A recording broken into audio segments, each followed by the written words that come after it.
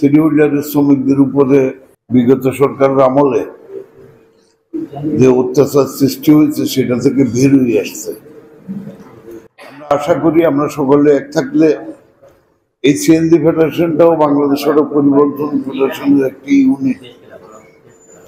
বাংলাদেশে 237টি ইউনিট আছে আমাদের, তার মধ্যে একটি unit Tejgaon truck drivers union আমাদের ইউনিট না। তাদের কার্যকলাপ, তাদের আচরণের কারণে তাদেরকে আমরা কখনোই পিটিশন দিই না। তো আমরা চাই ফেডারেশনের সাথে এই সংগঠনটি যোগাযোগ রেখে যাতে সিএনজি শ্রমিকদের ন্যায্য দাবি আদায় করা যায়, তাদের দৈনিক জমার টাকাটা যেটা সরকার থেকে নির্দেশিত তার ডাবল দেওয়া লাগতেছে, এটা আমরা কাগজ কলমে না থাকলেও আমরা জানি সব। এই ব্যাপারে আজকে আমরা ভালো একটা সিদ্ধান্ত গ্রহণ করব এবং আপনাদের বিভিন্ন মিডিয়া, ইলেকট্রনিক মিডিয়া সহ সকলের সহযোগিতা কামনা করব। কেননা আপনারাই লেখেন, আপনারাই ছবিতে দেখান, কোনো কারণে যদি একদিন সিএনজি না চলে ঢাকা শহরের যাত্রী সাধারণের কি কষ্টটা হয়। আমরা চাই না কাউকে কষ্ট দিতে, আমরা চাই সকলেই স্মুথ চলুক শহরে, কিন্তু সেটা বিভিন্ন কারণে আমাদেরকে না দেওয়া লাগতে হয়। যেমন একটু আগে সিএনজির এক নেতা বলে গেলেন যে একটি জরিমানা 5,000 টাকা। একটা ড্রাইভার সারাদিন গাড়ি চালিয়ে 1,000 টাকা নিয়েও কেউ বাড়ি যেতে পারে না, এটা সম্ভব হয় না। যেদিন ভাগ্যটা একেবারে সারাদিন অনুকূলে থাকে সেদিন নাহলে 1,000 টাকা পায়, আর অন্যদিন 1,000 টাকাও তাদের কালেকশনে থাকে না, সব খরচ বাদ দিয়ে। বিভিন্ন কারণে এরা প্রচন্ড নির্যাতিত। আমরা চাই, আমি ফেডারেশনের পক্ষ থেকে যত সহযোগিতা করার দরকার হয় সরকারের বিভিন্ন দপ্তরে যেখানে আমাদের কর্মকাণ্ডগুলি হয় এগুলি। আর সিএনজিতে আরেকটি শুভঙ্করের ফাঁকি আছে, সেটি হলো আমি এটা নিয়ে দীর্ঘদিন কাজ করতেছি। আমার সাথে এই ফেডারেশনের সাধারণ সম্পাদক গোলাম ফারুক দীর্ঘদিন আমার সাথে যোগাযোগ রেখেছেন।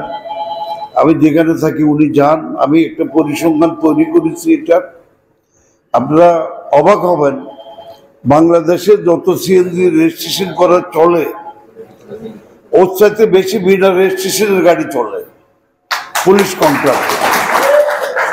এই গাড়িগুলো যখন হারিয়ে যায় 2 লাখ টাকা যদি চুক্তি না করা হয় এই গাড়িগুলো আর পাওয়া যায় না। কেন পাওয়া যায় না? এদের রেজিস্ট্রেশন নাম্বার নাই। কিন্তু যারা চুরি করে ওরা কন্ট্রাক্ট করে যে 2 লাখ টাকা দিবা, সেটা থানা পুলিশের মাধ্যমে হয়, হাইওয়ের মাধ্যমে হয়, নানান কোনো ওই এলাকার স্থানীয় নেতার মাধ্যমে হয়, কারো না কারো মাধ্যমে এরকম প্রস্তাব চলে আসে যে এই টাকাটা দেন। এখন যারা বিনা রেজিস্ট্রেশনে গাড়ি চালায় এরা অধিকাংশ ড্রাইভার, এদের গাড়িগুলো কিস্তিতে নেয়া।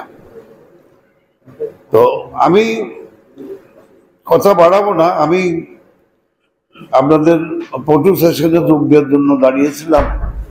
আমি পরে আবার অনেক কথা বলবো সিএনজি সম্বন্ধে। এটাকে আমাদের এটা একটা রাঘব বোয়ালের মধ্যে ঢুকে গেছে। এটা আমরা যখন দেশে প্রথম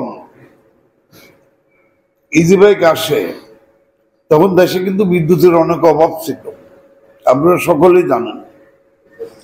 আমরা প্রতিবাদ করছিলাম সবাই যে এই ইজি বাইকের 3টা ব্যাটারি চার্জে যে কারেন্টগুলো পড়ায় এটা দিয়ে 3টা পরিবার চলতে পারে। তখন বিআরটি এটা নিয়ে বিভিন্ন সময় সভা, বহু রকমের কথা, আমি সেখানে জোরালোভাবে, আমি তখন ফেডারেশনের কার্যকরী সভাপতি, আমি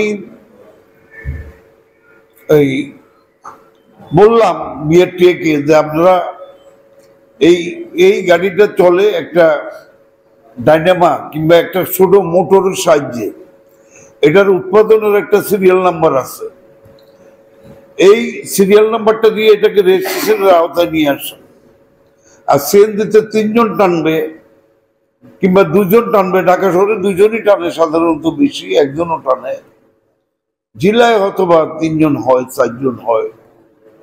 এখানে এই ইজি বাইক এটার দাম ছিল প্রথমে 1,00,000 সামথিং টাকা, 20,000, 25,000, 1,00,000 এরকম। এখন এটার দামও বেড়ে গেছে, ডবলের বেশি। এই সিএনজি গুলাকে বন্ধ করার জন্য আমি আপ্রাণ চেষ্টা করেছিলাম এবং রেজিস্ট্রেশনের আওতায় আনার জন্য এও বলছিলাম যে এই গাড়ি বুয়েটের মাধ্যমে মোটিফাই করে সিএনজির আদলে সিএনজি যে যাত্রী নামবে এর বেশি যেন এই গাড়ি নামতে না পারে, এভাবে করে দেন। তাহলে আমাদের গ্রামগঞ্জের লোকজন স্বস্তি পাবে। কিন্তু এটা কেউ কানে নেয় নাই। তার পিছনে বড় সানের নজু আছে। এখানে বহু কোটি টাকার বিনিময়ে এই গাড়িকে চালার অনুমোদন দেওয়া হয় এবং এই গাড়িকে বাস্তবায়ন করতে গিয়ে সিএনজিকে হাইওয়ে রোডে বন্ধ করে দিল। লজ্জাজনক ব্যাপার, ইনপোর্টের গাড়ি সিএনজি, বাজাজ কোম্পানির গাড়ি কিংবা অন্য যারা আছে এগুলো ইন্ডিয়া থেকে ইনপোর্টে আসে। এই গাড়ির মাইল মিটারে লেখা আছে 60 কিলো চলবে, ব্রেকটাও অনুরূপ ভাবে তৈরি। তাহলে এই গাড়ি রাস্তায় চলবে না কেন? ইজি বাইক চলবে। ইজি বাইকের পিছনে শত কোটি টাকা বিনিয়োগ আছে, এই কারণে ওইটাই চলবে। আমি পরবর্তীতে সব ঘটনা খুলে বলবো, এগুলো আমার জানা আছে। আপাতত আমি আমার বক্তব্য শেষ করি। আসসালামু আলাইকুম।